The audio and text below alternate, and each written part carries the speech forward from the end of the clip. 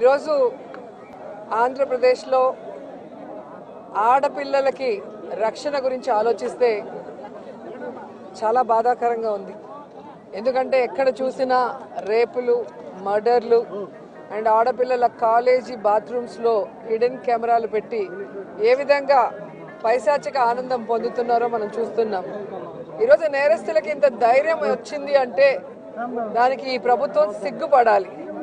ఎందుకంటే గతంలో జగన్మోహన్ రెడ్డి గారి ప్రభుత్వంలో ఒక తప్పు జరగాలి అంటే ఎంత భయం ఉండేదో మీకు అందరికీ తెలుసు. సో ఎవరైనా కూడా దిశ యాప్ని యూజ్ చేయకుండా ఏదైనా అఘాయిత్యానికి అమ్మాయి లోబడితే 24 గంటల లోపల నేరస్తుల్ని అరెస్ట్ చేసి వారిని శిక్షించే విధంగా చట్టాన్ని కఠినతరం చేశారు. కాబట్టి ఆ రోజుల్లో ముచ్చుమరి లాంటి ఘటనలు జరగటం అనేది మనం చూసుండం. నిజంగా చాలా బాధాకరం. ఒక 9 ఏళ్ల అమ్మాయిని రేప్ చేసి చంపేసి ముక్కలు చేసేశారు. 60 రోజులు అవుతున్న అమ్మాయి శవాన్ని కూడా ఇంతవరకు తీసుకురాలేకపోయారు.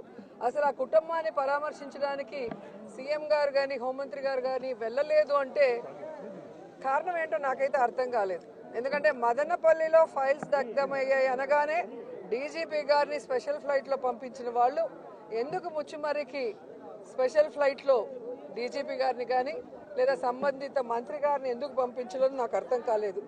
అలాగే నిన్న పేపర్లో చూశాను, గుడ్లవల్లేరు కాలేజీలో బాత్రూమ్స్లో హిడెన్ కెమెరాలు పెట్టారని పిల్లలు వచ్చి ఆడపిల్లలు చెప్తే అసలు అక్కడ ఏం జరగలేదని ఎస్పీ గారు చెప్పడం చాలా దురదృష్టకరం. ఈరోజు 300 మంది పిల్లలు ఈరోజు న్యాయం కావాలంటూ ధర్నా చేస్తుంటే ఇప్పుడు విచారణ చేస్తామని దిగిరావటం అనేది మేమంతా కూడా గమనించాల్సిన విషయం. అలాగే ఈ ప్రభుత్వం వచ్చిన తర్వాత మీరు చూస్తే ర్యాగింగ్ భూతం ఎలా ఎక్కువైందో మనం కళ్ళారా చూస్తున్నాం. నారాయణ కాలేజీలో మెడికల్ విద్యార్థినిని ర్యాగింగ్ చేసి చంపేశారు.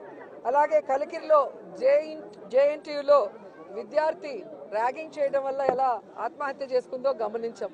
అంటే గత 5 సంవత్సరాలు లేని ర్యాగింగ్ భూతం మళ్ళీ ఈ ప్రభుత్వం వచ్చాక ఎలా పిల్లల ప్రాణాలు తీస్తుందో మనం గమనించాల్సిన విషయం.